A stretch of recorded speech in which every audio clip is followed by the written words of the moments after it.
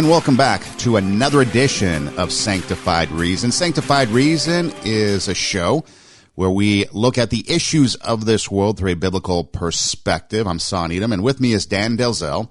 And Dan is a pastor at a church in Papillion, Nebraska. He also writes articles, and he's had some articles that he's put on the Christian Post and other places, and has things on the Facebook page of the church. And so we get together on a weekly basis, and we talk about some of these issues that go on in the world. And there's the worldly view, and there's the biblical perspective. And so we like to take a look at it through the lens of the Bible and see what the Bible has to say. And one of the biggest things that is going on right now, one of the biggest issues, and it seems to be a recurring theme anytime there tends to be more of a liberally minded government.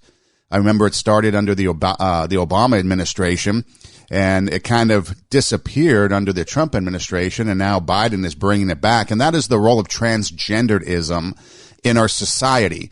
I remember back when Obama was in office, and all of a sudden nobody could figure out what bathroom to use. You know, we had transgendered issues in bathrooms and locker rooms, and now the big news headline coming out of Washington as we appoint these people to cabinet positions is, should transgendered athletes, basically should male athletes that identify as women, as female, should they be able to compete against women or female athletes? And it's interesting that the conversation is coming up because not only is it an issue of biology, it's an issue of science. It's also an issue of women's rights and the advancement of women. And it also is interesting because it's never the other way around. You never see, I guess if you want to call them female to male transgendered students wanting to compete. It's always the male to female. And that's because the issue is because genetically and biologically, men tend to have attributes that are bigger, stronger, faster. That's just natural. And if you disagree with me, well, then you can disagree with science. And so, Dan, that's one of the things I thought we could talk about is just, you know, how does this whole thing fit in, and why are we so obsessed as a society to have like multiple genders? You know, we just talked about COVID for a year with a lot of different people, and all we heard was, you got to believe science, wear the mask, believe science. I don't know about you, but when I was in science class, I heard that there was two genders. There was scientifically an XX chromosome and scientifically an XY chromosome, and that was it. So are we to believe science? And then you think about the Bible. In Genesis, God created man. He created woman. That's it. So if you merge science and Bible, it seems pretty easy that there's only two genders when we answer the question, how many genders are there? Your thoughts? Well, no, Son, I completely agree. And, you know, so many of us today are just kind of left scratching our heads wondering, you know, how anyone can believe that a person can make the choice to change their gender. And yet it's being allowed to happen all over the place. You know, as you mentioned with COVID and science, I mean, it's just ironic that those who don't seem to want to allow a variety of opinions on COVID based on, you know, the scientific data and different interpretations of that data. The people that don't want to allow a variety of interpretations on the data for climate change, you know, they're very hardcore on those issues, and they claim that they only want science. But then we come to this issue, and their argument is completely blown up. And somehow, you know, those of us who believe that there is male and female, and that's just the way God made us, which is pretty obvious. It's been obvious, you know, for many centuries to people. But those of us who believe that are somehow being told, in essence, that biology is bigotry. And we're like, wait a minute. How is biology bigotry? You know, I thought you believed in science. But I think what we see here, Son, is something similar to what happens when people reject the gospel message of Jesus Christ. There's something deeper than just intellectual reasoning. There is a moral resistance, in the case of the gospel, to Jesus and to God. A man by nature is at enmity with God. He's not his heart isn't aimed in the direction of God. Generally, it's aimed away from God because of his sinful nature. And so there's this moral depravity that man has that lies deeper than intellectual reasoning. And so when we talk about sanctified reason, I think what we're really seeing here, Son, is that God enables us to see things from his perspective in a way that goes against the way our human nature would tend to want to look at it. But there's no arguing the fact that those who want to, push this transgenderism, they don't have a scientific leg to stand on. They really don't have any leg to stand on other than this drive that they have. It seems like above all, Son, they are driven to make sure that everybody gets to do what is right in their own eyes, and especially when it involves sexuality, when it involves, gender now. I mean, who would have thought as the dominoes started to fall? They're way back in the 60s. I mean, if you could trace it all the way back, of course, to the Garden of Eden. But in our country, we've really seen things progress since the sexual revolution of the 60s. So let's just say, the last, 55, 60 years. But when man, threw caution to the wind and started to just give in to any and all sexual pleasures, that was predominantly heterosexual. When man just kind of thumbed his nose in a way to what God says about adultery and fornication, and then when that happened, what we saw, I think, Son, is that more and more people then were willing to start dabbling with homosexual desire. And I mean, we see this play out in the book of Romans, where when man rejected the truth of God for a lie, we see that God gave him over to unnatural desires. In other words, God allowed man, God kind of, in essence, it seems, removed those natural restraints that I would say probably, 98, 99% of us have in terms of, I would guess based on the statistics that 98 or 99% of us never have any sexual thoughts regarding someone of the same sex because we just weren't made that way. So where do they come from? Where do those things come from? They don't come from God. And you can try to, put something on it to make it look like it's going to be okay. And the comedians can make jokes about it in Hollywood. And of course, that's what they did with homosexuality as they pushed that into the mainstream. And now that is mainstream in America, sadly. There are far more people who are involved in sinful thoughts regarding adultery and fornication. So there's really no reason we should even have to be talking, for the most part, about homosexual, activity. I mean, Jesus didn't even seem to specifically address it. But there were many things involving man's depraved nature that Jesus didn't specifically address. My point is just, and this kind of goes, I think, to your question. Hopefully it's a long answer, but it goes to your question, I think, Son, why do they look at it that way? I think when man is living in darkness and when man does not have sanctified reason, then he allows his natural desires to become God. He allows his sexual desires to become God.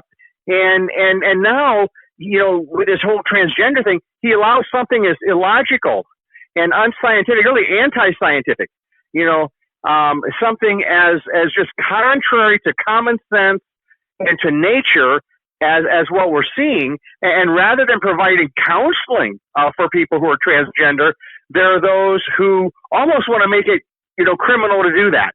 And, years ago, you may remember, the American Psychological Association, referred to homosexual desires as a psychological disorder. Anorexia is a psychological disorder. I mean, these are things that people can be counseled on. And I know there's a big debate on, can someone really convert? Can someone change from being homosexual to heterosexual? Well, here's the thing. can a person draw near to the Lord, and through, much prayer and Bible meditation and counsel, can people get to a point where they no longer struggle with any, or hardly any, if any, temptations toward homosexuality? Well, there are many testimonies of people who've done that. Doesn't mean it's easy. Doesn't mean that it's just a quick fix. Doesn't mean it's a guarantee that you're going to now never again be tempted in that direction, because you still have a sinful nature. But things have gone so far off the rails, in our country and really in other places in the world, that, these certain people, they want to make mainstream something that is overwhelming. They want to make it, it's almost like, well, let's just legalize, cocaine, because so many people do cocaine or heroin. Let's just legalize it. They've accomplished that, in many places with marijuana. It's so overwhelming. Let's just legalize it, and so, there's a lot of different, angles to this, but, I'm really glad you're addressing this topic today, Sonn, because it's at the forefront and it's not going away. With this new administration and the way, they're pushing this nonsense, as one, senator asked, one of Biden's, appointees here, I think yesterday, who was, asked to explain their positions on this, and they, they would not, support, they kept asking, do you want boys to compete in girls' sports? And the person wouldn't answer it, and they kept talking about, transgender this, transgender that. And so the senator said, well, what planet are you from? And that's how many of us feel today, Sonn, when we look at, things like this in America. What planet are these people from that they want to make this mainstream? And who suffers the most? Children, teenagers, vulnerable people, people who maybe have a predisposition toward, something that's not just in the way that God would want it to be. So, it's a lose-lose proposition all the way across. Dan, one of the things that keeps coming up, the recurring theme, I guess you could say, is that it has to do with identity. It's a gender identity. And so people don't identify with their biological birth. I was assigned a gender at birth, and I don't identify with it. You mentioned anorexia. A lot of people take concern, great concern with people that have anorexia. Right. But why couldn't the person who's anorexic just be identifying as thin? If we say something like that, then everyone's like, no, that's dismissing it. You take an issue like anorexia, which is a serious issue. And like you said, usually probably needs therapy and all kinds of help from experts and people that are well versed in dealing with the anorexic person. But if an anorexic person just came out and said, I identify as being thin, I'm fine, people wouldn't take that answer as an acceptable answer. They would want to continue to help that person. And yet when it comes to something like this, transgenderism, you're talking about something where a person is identifying with something that isn't their biology. And then as they start to go down that path, they start to change and alter themselves.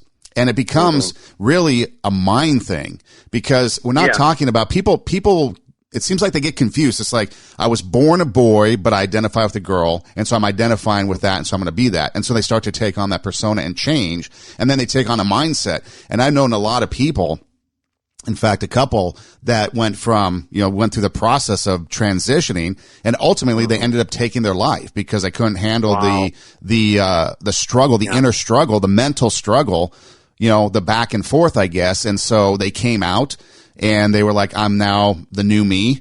And then a couple months later, they just couldn't handle it. And so they took their own lives. And so it's not like it's something that is 100% okay and normal. It's like, okay, a boy, a girl, whatever, you get, you're born into this world and you travel a normal life. Let's just call it normal for this conversation.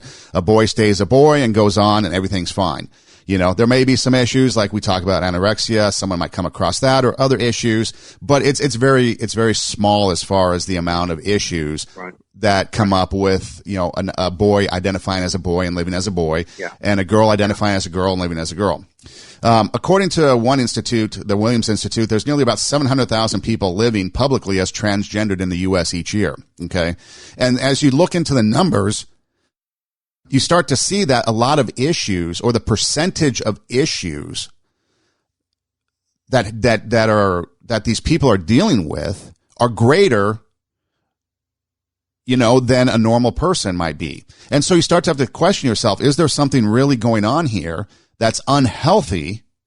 And why do we keep pushing it? I mean, there's people that are sitting there, their child is 2 and 3 years old. I think Busy Phillips, has a young daughter, and they're already starting to say, oh, my child is identifying as the opposite sex. I don't think a child knows how to identify with anything except being a kid at that age.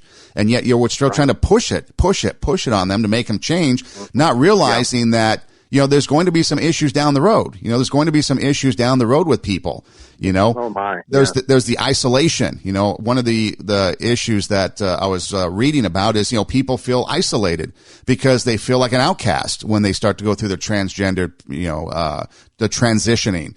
And so you have, this outcast, this loneliness, this depression sets in. There's a lot of them that deal with depression, and a lot of them don't get the depressed feelings addressed because they're ashamed or whatever the case may be, and they don't get to talk to people. They don't have the ability to have the health care or the mental health, support and stuff like that. And as you really dig into it, it's not just a political issue of surface, okay, yes, we should allow it because I'll get more votes if I vote for it. It's like people have a real issue and they really need some help, and whether or not we deprogram them or change them, that's not the question. The question is, these people have some serious issues that they're dealing with and that they need help with, and we can't just dismiss it as a political issue because we are dealing with real life people that God created in his own image. Well, amen to that, Son. And, Genesis tells us the Lord made, male and female, and that God created us in his image.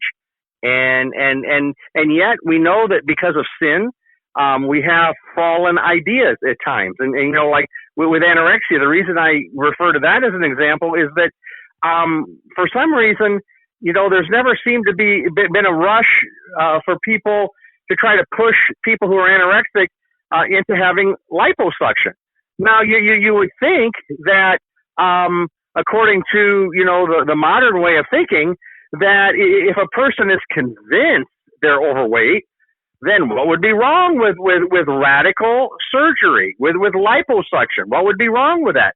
Well, that's not their problem, okay? And something very similar is going on with those who are experiencing these transgender feelings. You mentioned, suicide and folks you've known. I mean, the Wall Street Journal, they had cited really what was the largest study of its kind concerning people who had sex reassignment surgery. In fact, it was a 30-year study in Sweden, and it involved 324 people. And here's what they found, Son. They found that over that 30-year study, that folks who had sex reassignment surgery were 20 times more likely to commit suicide. Now, that is tragic. That is just tragic. And it backs your point of things that are going to come down the line once you make that decision. There was an individual who wrote, I came out as a trans guy and transitioned. I took testosterone.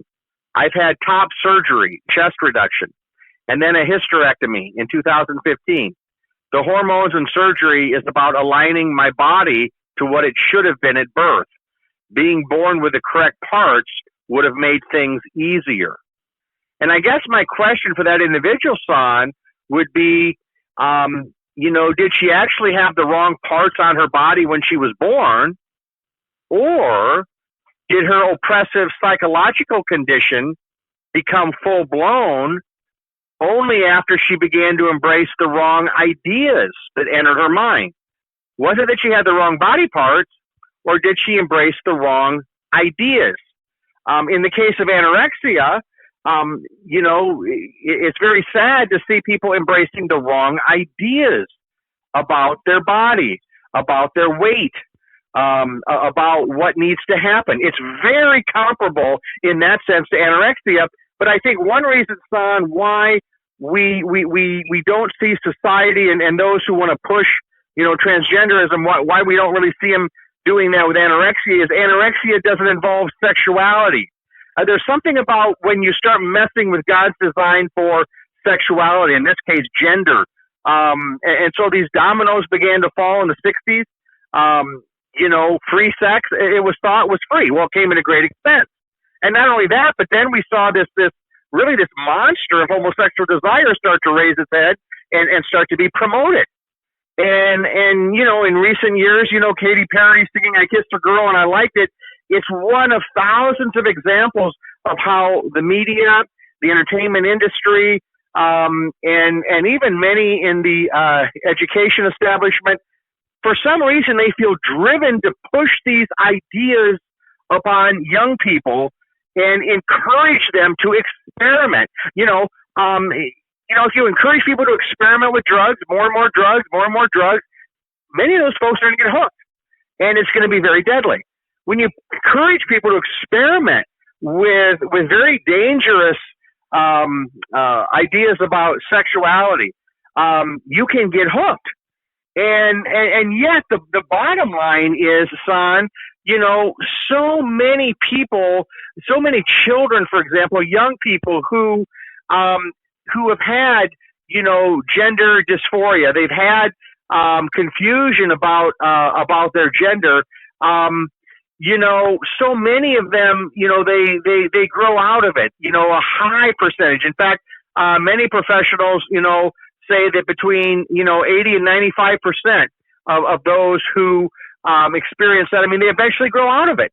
And yet, what are we finding today? We're finding these kids having hormone suppression therapy, pushed on them. We're finding them moved in the direction of a radical surgery to alter their body. They're not allowed to be kids. They're not allowed to maybe be counseled even about the confusion that they're experiencing, and then all the things that just come from that. And you mentioned the sports and it's just unbelievable that somebody who wants to claim that they're for science can turn around and in essence say that biology is bigotry. It boggles the mind, Son, and it's got nothing to do with sanctified reason, but it's got everything to do with man's just human rationale, but when it's been infected by sin. I think if you have a person who's watching a football game and cheering for one team or rather than the other, that really wouldn't be an attitude affected by sin. But when you've got an individual looking at a little boy or a little girl, a young, let's say preteen even, boy or girl, and saying, well, if they think they're a different gender, they probably are. We need to start giving them hormone suppressing therapy. This is so far into the realm of sin, and it's like science fiction, and what's happening, Son, is that, society, is finding that kids are being experimented upon. They're being experimented on, in cases by their parents, by others in the establishment who, rather than counseling them and telling them this is very harmful, they're encouraging it, they're supporting it, they're working to almost outlaw it to tell them the truth about their biology. And who would have ever guessed that as the dominoes fell, Son, and yet the last thing I'll say right here on this point is that this is what you get, though, when you initially make, sex outside of marriage, adultery and fornication, when you make that mainstream, and then you start to experience desires of homosexuality, when you're given over to, what the Bible calls a shameful lust. All of it's lust. It's all sin. So, I'm not saying that one sin is bigger than the other. I'm just using the term that Romans uses for unnatural lust.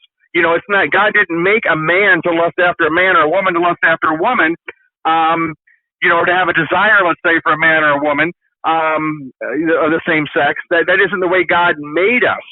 But it was introduced into the world when man, really rejected God And then once that became mainstream, now all of a sudden it's this transgender nonsense. And yet, son, I would say this. I think that just about anybody probably who is blinded by the lies of transgenderism, they are probably equally blinded by the lies regarding the spiritual and physical dangers of homosexuality.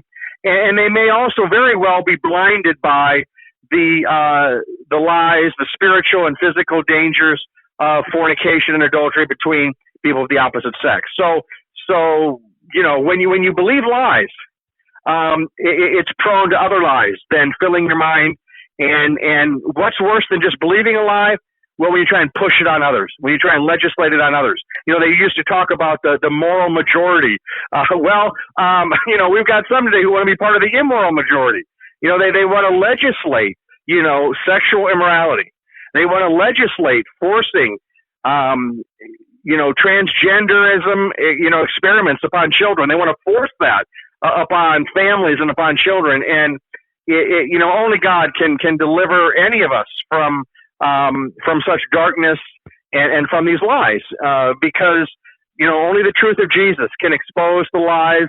And in Romans, when you exchange the truth of God for a lie, just read Romans 1. This is what happens. This is the result. Dan, when we take a look at this world, a lot of people look to Hollywood. They look to the stars. They look to celebrities. They look to people that, are in the mainstream as far as a voice to a cause or a voice to promote whatever it is that's, the next great thing, the next thing that's going to be popular, the next pop culture thing. And I think one of the things that we miss out on is the idea that very few people, let's say we want to be an actor or an actress, so everyone comes to Hollywood. They flood the streets of Hollywood looking to be that next great actor or actress. And what happens? Very few are successful. You take a look at all the high school athletes across the country. Very few make it to college, and even fewer still make it to the pros. And so I think we see that in this. We look at people like Caitlyn Jenner. We look at someone like a RuPaul. We look at somebody like Jazz Jennings, who had a show called I Am Jazz about being transgendered. And they look at these celebrity-type transgendered people and they think, oh, see, they got it. They made it. But it's very rare and very special circumstances that allows for these people to be successful. And we don't even know if they are in their own mind yet. They just on the appearance. And one of the things we forget about is all the people that become transgendered that get lost in this world. Living out here in LA, obviously Hollywood's just a stone's throw from where I'm at. And, sex working, the sex industry, the pornography, that's huge out here. It's a huge epicenter for the production of all this stuff. Now, one of the things that I think it was, a few years ago I did a research on, it might have even been back, while I was in college doing some sociology work. But anyways, they were looking at jobs that people would have as a career. Men, women, and then it got to the group of called, at the time, transgendered. And sure, the discrimination and things like that were probably more rampant back then than they are today. But when you take a look at everything, one of the biggest things, the biggest traps that people fell into that were transgendered because of the isolation, because of the loneliness, because of the being outcast maybe by their family, because of all these negative things on their being transgendered, they would fall into sex working. And so they were more vulnerable to the violence of it, the sexual violence, poverty, drug use, disease. And there was an exponential amount of issues with transgendered people as adults working because that's the type of work that they could find. And that's the only thing that they felt they could do.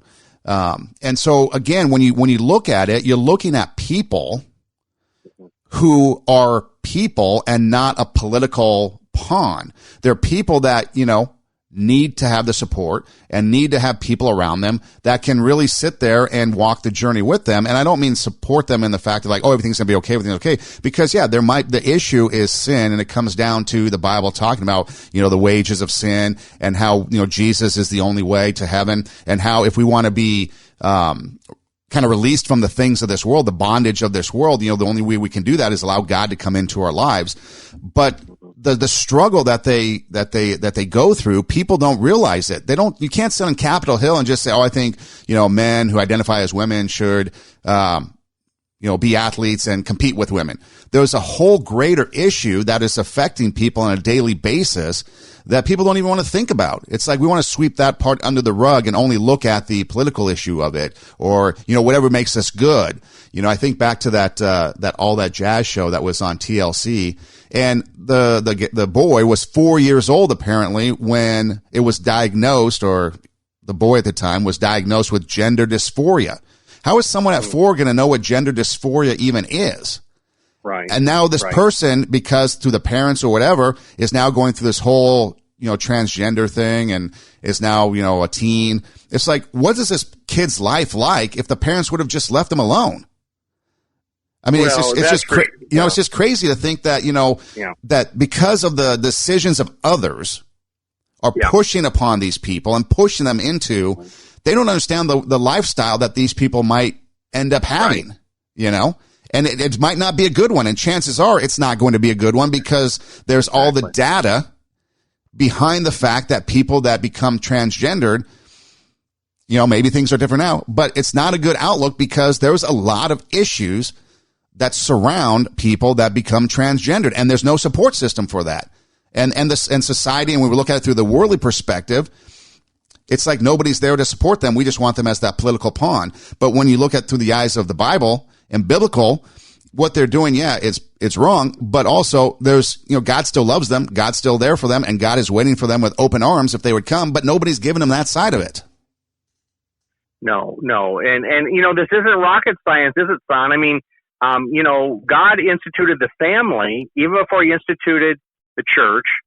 And, we often talk about the breakdown of the family. Well, just think, for example, Son, if every child from a very early age was taught the very simple truth that researchers discovered a few years ago at Israel's Weizmann Institute of Science, when they discovered, Son, 6,500, that's 6,500 genetic differences between men and women.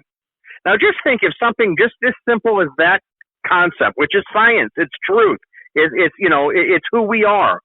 Just think if every parent in America was stressing that to their little boys and little girls, to their preteen sons and daughters, to their teenagers, even to their children who may go through a phase where a little boy is dressing like a little girl, or a little girl is kind of, wanting to be kind of a tomboy of sorts, walking them through that phase, not making a big deal of it, all the while continuing the teaching. I mean, we're not even talking yet about just the most important message of all, the gospel message of salvation through Christ. I mean, that's the only way a soul can be saved.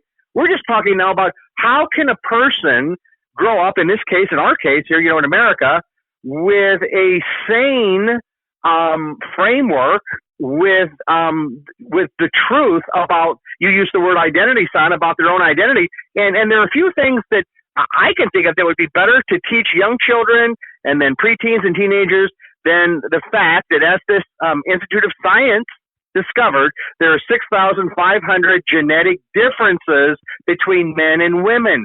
So you can't change from male into female. You can't change from female into male. You can't change your DNA. You can't change your chromosomes. Women are going to have their, monthly, period, when they reach a certain age. Men don't. There's all sorts of differences between men and women that you're never going to be able to change because God designed it that way. And so, but I guess my point is, Son, this would not be a hard fix, but instead what's happening is that there are those in society who want to, make a person almost feel guilty for speaking the truth anywhere about gender. It's just mind-boggling. And this goes back to that point. It's like, you mean these same people who are convinced that only their scientific data on climate change, only their scientific data on COVID-19, only their scientific data and their interpretation of it on the vaccines, nobody else's should be allowed, only ours. And so we just kind of, try to avoid, any arguments with people who are that close-minded and who don't even have the common sense to look at the bigger picture. But then when we get into something like this, where now they're trying to force yet one more thing, but this is a much bigger thing even than just about as big as it can be. Trying to force this on little children, and this is what, I addressed in some detail, in an article, Son. It was actually, published in the Christian Post and that I wrote here a number of years ago.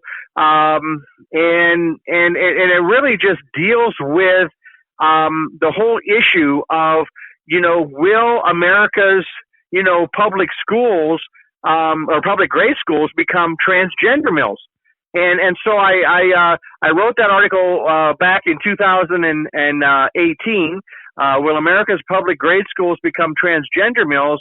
And I really just laid out, a lot of the information that, was known at the time, and this thing continues to evolve in terms of how hard it's being pushed upon, society. But I know one thing in that article, I made the point, there a couple of years ago, Son, that an expert in Australia, who counsels children, was commenting on how cool and trendy it is to be transgender in Australia. And in fact, there's an individual who runs a gender clinic in Brisbane who says that many youth are trying out being transgender in order to stand out. And so, some of them, of course, are going to end up receiving puberty blocking chemicals and/or sex change hormone treatment, as part of what was a new government funded quote unquote gender service in Australia. So they're believing, Son, in their hearts and minds that they're providing a service, a gender service. But what they're doing is they're bringing death to little minds, young minds, rather than teaching them about the 6,500 genetic differences between men and women, rather than offering them counseling, while also stressing that no one should ever feel, needs to feel, condemned or, it's not your fault. It's like, it's an article I wrote years ago about, is it a sin to be gay? Well, I make the point in there, that no one chooses to have gay feelings. Okay. Nobody wakes up one day and says, I want to have gay feelings, but somehow they seem to develop in maybe, 1 to 2% of people. Nobody, I don't think, would wake up one day and say, I want to have transgender feelings. But if rather than battling these things with the truth, rather than resisting these things, just giving into them, because, persuasive arguments are made. And the biggest is this emotional argument. They deserve to be able to have love too, even if having love for them means with someone of the same sex. They deserve to be a different gender if that's what they believe will bring them the greatest happiness. And while no one would, I don't think, disagree with the fact that everybody's entitled to make their own decisions. Everybody, has been given that God-given freedom. The minute you start telling people that engaging in sexual immorality, I'm defining that based on the Bible. I mean, the very book that, Moses and the Ten Commandments have a prominent, position in in our nation's capital and many of the buildings in Washington, D.C. Why? Because the Bible provides, and the Ten Commandments provide the foundational underpinnings of our laws. I mean, they're supposed to be anyway. But that's how it all began. Because you have to have some foundation for the laws that you're going to have. But when society says, no, we are our own law. We are smarter than God. Because I have these desires to engage in adultery, I'm going to do it. Fornication, I'm going to do it. Homosexuality, I'm going to do it. Changing my gender, I'm going to do it. And so it's not our job as Christians to ever condemn anyone, because we're all guilty. We're all sinners. We're all equally sinners. But if we don't continue to teach people about God's boundary lines that were put in place to protect us, then all you end up with is societies, and in that case, it'll be, maybe those in Hollywood who have the most perverted ideas. or in other institutions who have the most perverted ideas. And by perverted, I just mean the most ungodly, the most anti-biblical, anti-Christian, the things that destroy souls and bodies.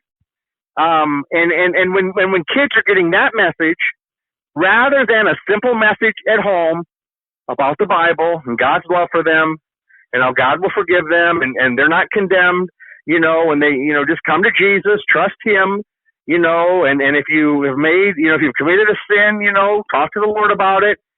But instead, what so many young ones are being told is that whatever you feel like is best for your body and your gender, you deserve to be able to have that. But that's just part of man's fallen nature, son. And so moral irresponsibility and really immoral, I guess we just say immorality. Immorality runs deeper than the intellect. It runs deeper. And so if man is just going to live by his base instincts, unfortunately, we inherited something from our parents that go all the way back to Adam and Eve. It's called a sinful nature. And if we're just going to live according to our base instincts and not allow the Lord to give us new desires, make us a new creation, fill us with the Holy Spirit through faith in Jesus, we're not going to allow that. Well, then, we're going to live at the lowest common denominator of our base instincts. And, for 1 or 2% of people, that'll be, homosexual, a lifestyle.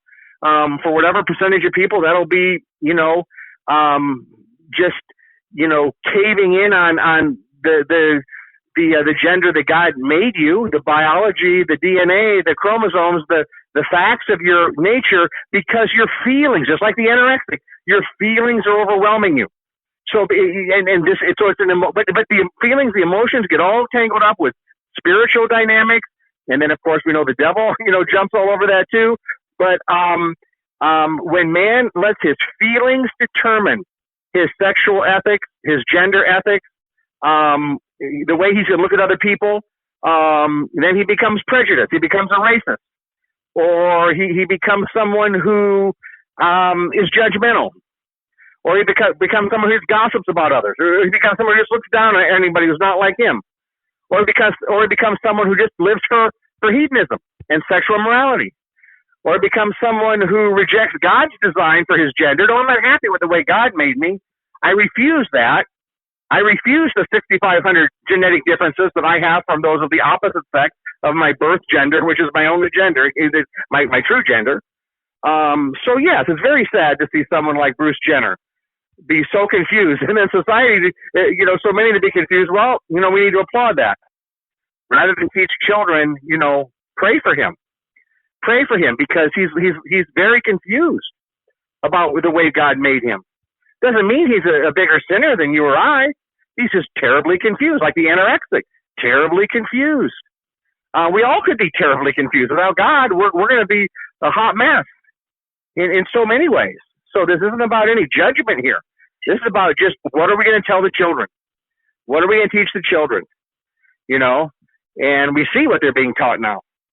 And it's just so sad that little minds are being filled with so many lies. And it is, as you alluded to earlier, son, it's going to lead to many, many troubles in their life, sadly, that they never had to experience if the lies had been exposed rather than just pushed upon them and just sold to them as a bill of goods.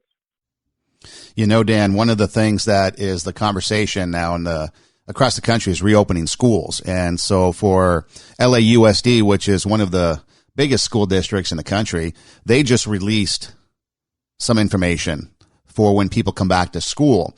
And one of the things that they just released, this just happened to pop up as you were talking, is their trans affirming policy. And it reads, everyone gets to choose if they are a girl, a boy, both, neither, or something else. Oh my goodness. Oh my goodness. And I'm not laughing, but it is kind of funny. And no one gets to choose for them. We must listen and respect all people and acknowledge that for one person to be free, everyone must be free. I mean, what is that? I mean, it's like you're a boy, a girl, you're both, you're neither, you're something else. What are you, like an alien from outer space? I mean, it's gotten to the point where you said, what is it? I'll tell you what it isn't. It isn't science. It isn't biology. I'll tell you that. Exactly. And it's like, that's what we got into. Here's LAUSD, one of the biggest school districts in the country. And this is their trans affirming statement. It's just completely chaotic on top of things. It's like you can be anything you want. Okay. What does that mean? And then what does that have to do when it comes to, how people address them? And then what about the teachers? The teachers then, how do they know if one day you're a boy, the next day you're a girl, and then one day you happen to call him a boy because that day he's a boy, but then the next day you call him a boy, but he's a girl that day, and then the teacher gets in trouble. I mean, it just gets crazy and crazy and crazy. And then what is something else, And yeah. And what basically, like you said, what it comes down to is just that when you take a look at it through a biblical perspective, sanctified reason, you look at it and that's where the confusion comes. That's where all this craziness comes from. Because if you look at it through a biblical perspective, God created man, Adam, God created woman, Eve, and for them to be together, and that's it. There is no in between. There is no something else. There is no on this day, that on that day. It's not there. And so all this issue then is gone away if you look at it through the biblical perspective. And now people disagree with that, but then here's the point. If you are non-Bible believing, fine. You can believe in transgenderism and knock yourself out. If you're a Christian and you believe transgenderism, then how can you call yourself a Bible-believing Christian? Because you are believing in something, that something exists that the Bible specifically addresses. The Bible specifically says God created man, God created woman in his own image, period. Yeah. And so if male you're and female, he created them. Yeah. That's right. And if you're a Christian and you think transgenderism is okay and is real, then you have a seriously flawed position in your theology because that is going directly against the Bible. Now, the other thing too is as we deal with transgendered people, we have to look at it through two perspectives like we always do. There's the broader political issue, societal issue, which, is what we can speak out and talk about and share and fight in the courts and fight in the laws to make it, how we think it should go. And then there's the individual. The person that we need to come alongside. Like I said, I've known a couple people, not really close friends, but, I knew them through work and work relationships that transitioned from one sex to the next and ended up taking their life because they just couldn't handle the rejection, the mental depression, all the negatives that came with it. And even though they felt and were embraced, they were embraced by people. The business, the working world, they embraced them. They did radio interviews and everyone was talking about them and thought it was the greatest thing. And people were propping them up as, these are examples of why this is a good thing. And then out of the blue, everyone's stunned because they take their own lives because internally that battle, that struggle within, they couldn't handle. They knew something was wrong and they couldn't handle it. And unfortunately, that's what it's come to. It's come to the place where, like a lot of things like babies, when it comes to abortion, maybe transgendered people, when it comes to this issue, they're just pawns that people want to use in the political ideology of this country to push an issue. And what they do is then they use those people that they say they support and then they just push them to the side and there's no help for them. So if you believe in transgenderism, then you should be out there fighting for health care for them, for social support for them, mental health issues, supports. You should be out there if like this guy that Rand Paul said, oh yeah, I think that these male to female athletes should compete against women. Well, if that's where you're going to leave it at, then you are seriously flawed because you should have all the other programs in place to help them as they go through their life because it's going to be a struggle because the science and the data proves that there's going to be a problematic life for these people. And then two, well, there's no doubt. Son. Yeah. And that's what people forget. These are people that God created. That's right. And he created them and we need to be there for them just like we'd be there for anybody else. But unfortunately, we're not. Right. Unfortunately, society isn't. And then what happens is they end up, going down a path, a lifestyle, a road that isn't easy. And it becomes something that is now a negative on them. And there's just, and it's just compounds the issue. And unfortunately, the the data proves that, and hopefully it's changing for these people. But again, when you take a look at it through the worldly perspective, it's not going to be a happy ever after lifestyle for these people. No, it certainly won't be. It never is, Son. There's not one case where it becomes a happy ending unless that person finds help from God. And I'm just waiting, Son, for maybe somebody to make the statement. I was born a biological boy, but I'm choosing to live as a woman, or I was born a biological girl, but I'm choosing to live as a man. I mean, if somebody was that brutally honest about it, what would society say? Because the rest of us supposedly can't make that statement. The rest of us supposedly are not allowed to say that, well, this person was born as a boy, and so we don't believe that anything has changed. Their DNA, their gender, their chromosomes. We're not supposedly allowed to say that. But what if a person, who's gone through that psychological train wreck, and says, well, I was born this, but I'm choosing to live this way. Because that's really what's going on. But Son, we're all broken, and this is definitely an example of brokenness. Anorexia is an example of man's brokenness. Transgenderism is an example of man's brokenness. And so it's a very deep issue. And it's an issue many times that, has roots in the way a person was raised, what they were raised to believe or not believe, or things they were told. But other times, I suppose, you've got people who just begin to dabble with it, maybe a little bit later age. And again, I'm not trying to quote unquote pin it on the parents. But what I'm saying is, it's more than ever today, youth need the truth about who they are, about their identity. We know this is the case, Son, when it comes to the soul and man needing to know the truth about his spiritual identity as being separated from God by sin until an individual repents and believes the good news and then makes the transition. They transition into that new creation. They transition into a redeemed individual. They transition into a believer. And that's the ultimate transition, Son, from unbeliever to believer. And then that's when you begin to gain sanctified reason, once you become a believer, because the Holy Spirit's living within you. So we're dealing, if you think about the body, soul, spirit poster, the three concentric circles.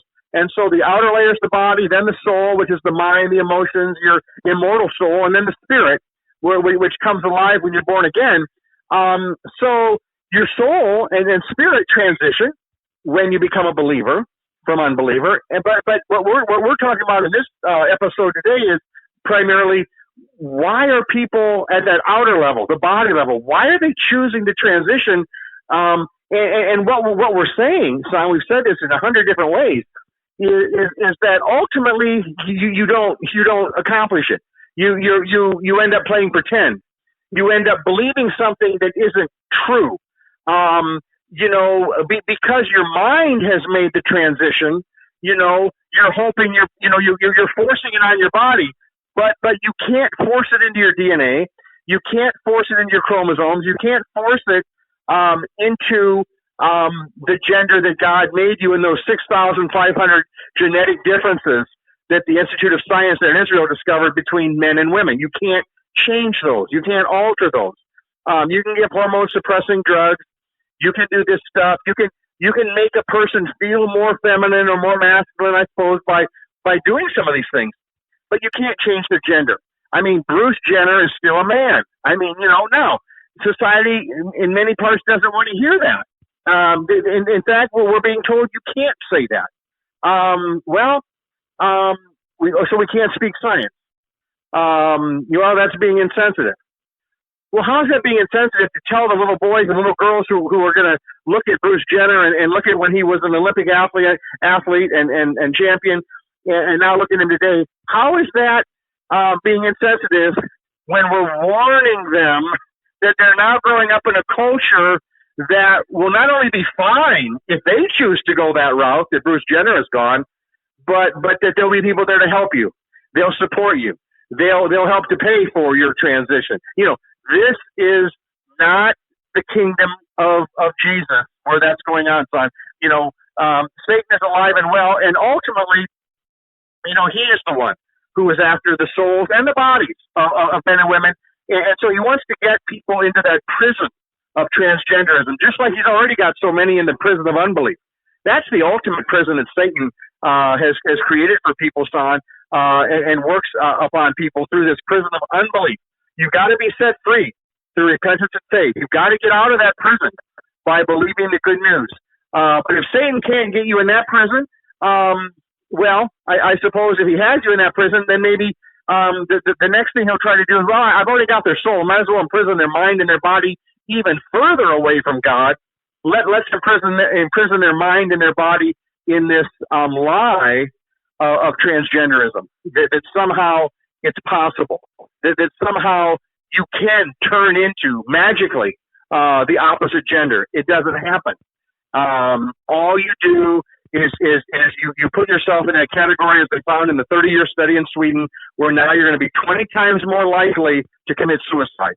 And we don't want that for you. We don't want that for people who are experiencing those feelings. We don't want you to become suicidal, but you will most likely become suicidal if you go down the road of transgenderism.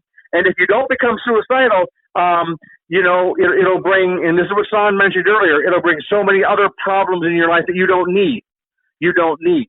You say, well, it's so hard to live as my natural born gender. Well, it's a lot harder to not. It's kind of like the person, it's hard not to give in to sexual temptation. Well, it's going to be a lot harder, if you do.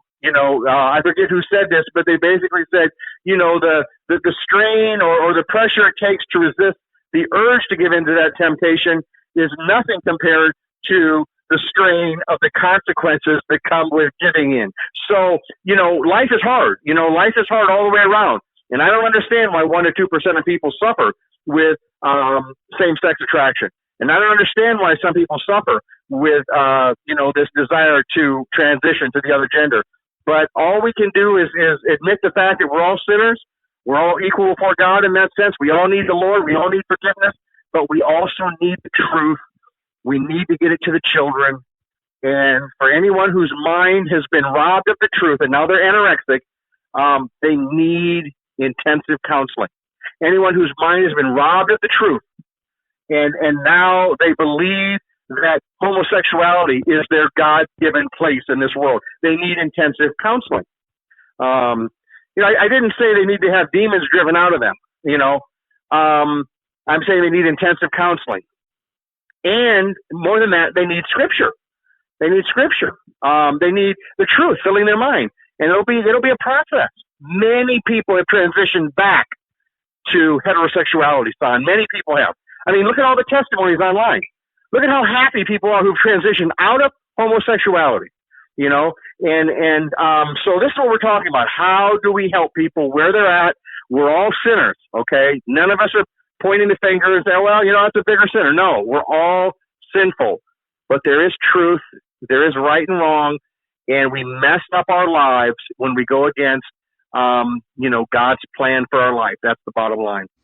Dan, one of the things too I just like to emphasize is that for people, it is entirely possible for us as Christians with Christian love to support people whose lifestyle, philosophies, beliefs, whatever, we disagree with, that we don't even accept, Right. It's still okay for us to support that, but it's also, I think, our duty to speak out against it and to try to show them the light, because that's what God calls us to do. The Great Commission is for anybody. So whatever it is, if we're talking about transgenderism, take that out and insert anything that is anti-Bible and put it in there. And we are called to, reach out to these people, because that's what we're called to do, is the Great Commission, is to bring others to Christ. But the other thing too, I find really scary when it comes to this particular topic is that if you are supporting transgenderism, and again, you're a Christian, more specifically, then what you're saying is that God got it wrong, that he got it wrong, and that his creation is flawed, and then that crumbles the entire Scripture. Right. Yeah, well, that's right, Son. And again, it goes back to what are we going to believe in our mind? What worldview am I going to have? What ideas am I going to embrace? And if I embrace the idea that I can be satisfied. My whole being can reach ultimate satisfaction, let's say sexually, outside of sex between a man and a woman in marriage, well, then I believe the lie. And there will never be ultimate satisfaction there. Not sexual, not spiritual, not physical, not ultimate. No, that can only be found in marriage. And so it goes back to, and like you said, son, we have to accept everyone where they're at, just like Jesus did the woman caught in adultery. We have to accept them as human beings loved by God, created by God, whatever their desires, whatever their lifestyle, whatever their experiences have been, without any judgment or condemnation, because that's not our place. We have to accept one another that way. But then if God gives us an opportunity, either in a case like what you and I are doing now in a podcast, or if God gives us an opportunity one-on-one with an individual, then it's up to us to attempt to show the love of Christ and how the Lord can bring his redemption to that individual. But granted, I mean, it would be very difficult, son. I mean, look at how difficult it is for Christians who have relatives who are caught up in this sin or that sin. I mean, whatever the sin is, how difficult it is to reach their loved one. So, you know, it's not easy. Many people who get entangled in sin, they never get out of it. They never get out of it, son. You know, they never choose to turn away from it. And we all would go there if it wasn't for the grace of God. So we just try to do the best we can with God's help, reaching, you know, I think it was Martin Luther who said, you know, be satisfied to save some, because we're not going to save everybody. Jesus said, you know, enter through the narrow gate, for wide is the gate and broad is the road that leads to destruction, and many enter through it, but small is the gate and narrow the road that leads to life, and only a few find it. And the thing that's startling about that, son, is that Jesus didn't say, well, it was just kind of that way back in Noah's day, you know, when I sent the great flood. It was just kind of that way, you know, today when I'm on earth. Or it's just going to kind of be that way in the future. No, he just stated it as a fact, as though it's like a fact of all time since the fall of man in the garden, that there's a broad road that many are on and a narrow road that a few are on. And as hard as that is for us to hear and accept, our Lord said it, and so that makes it true. And so one thing that says to us, son, is we're going to have to be satisfied to save some, because there will be many who will go on the broad road, never to return, never to be saved, only to wake up the moment their body dies and find themselves in hell, because Jesus warned those are the only two destinations in eternity, heaven and hell. So what I'm saying is we make every effort we can to do what it says in Jude verse 23, snatch others from the fire and save them. We do everything we can to seek to see souls won for Christ. At the end of the day, many, many, many are going to be lost, only a few found. I mean, that's the way it is. Those are the facts. And yet, if anything, son, that should spur us on to work even harder, realizing that the harvest is plentiful, you know, but the workers are few, and many are lost today. Many need to know Christ. And because everyone, son, is going to stand before their creator one day. Everyone's going to stand before Jesus, and it's only those who are covered in his righteousness, only whose sins have been washed by the blood of the Lamb through faith in Jesus. That's the only way any of us can stand before God and not be sent away to everlasting punishment in hell. It's only through his death. So that is ultimately, that's the power right there. You know, Paul says, I'm not ashamed of the gospel, because it is the power of God to the salvation of everyone who believes. And I'll tell you, son, as powerful as it might be for, let's say, a person to transition, you know, out of, let's say, homosexuality into heterosexuality, or out of being a racist to being a loving person, or out of being somebody who gossips to being someone who really doesn't ever gossip again. You know, as difficult, as amazing as those things would be, there's nothing more amazing as crossing over from death to life, being born again, justified, saved, redeemed, and forgiven through faith in Jesus, having heaven as your home now forever. I mean, you know, what's better than that? So that's what we're about. And I just appreciate the privilege, son, to be able to, you know, just partner with you here on your podcast, Sanctified Reason, because we know Jesus is the answer that the world needs today, you know, more than ever. Dan, as always, we thank you so much for your comments and for being a part of the conversation and taking on, issues that people have a hard time talking about because the political pressure, the peer pressure of society, to kind of speak out against something or speak on a topic without just accepting and bowing down to the pressures of, the liberal or worldview, I guess we can call it, the pressures of accepting a worldview that go counter to what we believe as a biblical perspective of the world. And so we just appreciate your time and your comments as always, and we look forward to more conversations down the road. Well, I tell you, it's truly my pleasure, Son, and thank you for this privilege to visit with you about all these important things. I just thank the Lord for your podcast, Sanctified Reason, and I sure look forward to our next visit, and I'm sure we'll have another topic that'll be just as important to talk about as we point people to Christ. Dan Delzell, he's a pastor at a church in Papillion, Nebraska, also an author of many, many articles, which you can find some of them on a site called thechristianpost.com. And Dan, email if someone wants to reach out to you and find out a little bit more. Or sure. Up. It's just Dan Delzell, DANDELZELL at Cox.net.